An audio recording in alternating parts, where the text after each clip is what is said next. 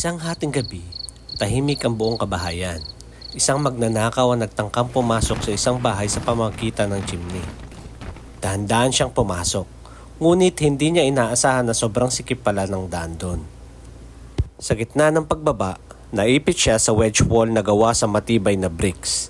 Hindi siya makagalaw, ni makaalis pabalik. Natrap siya at wala nang nakakaalam. Maya-maya, dumating ang may-ari sa bahay. Walang kamalay-malay sa nangyari. Dahil malamig ang panahon, sinindihan niya ang fireplace. Sa sandaling iyon, nagsimulang pumasok ang init at usok sa chimney. Nagsisigaw ang magnanakaw. Help me! Humingi siya ng tulong Help ngunit me! walang nakakarinig. Dumidilim na ang kanyang paningin habang unti-unti na ring nauubos ang hangin.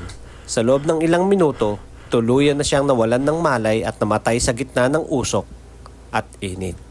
Ngunit isang kapitbahay ang nakarinig ng kakaibang sigaw noong madaling araw. Nagduda siya at agad na tumawag ng mga bombero. Nang dumating ang mga responde, nadiskubre nila ang bangkay ng magnanakaw. Nakaipit pa rin sa chimney, sunog at wala ng buhay.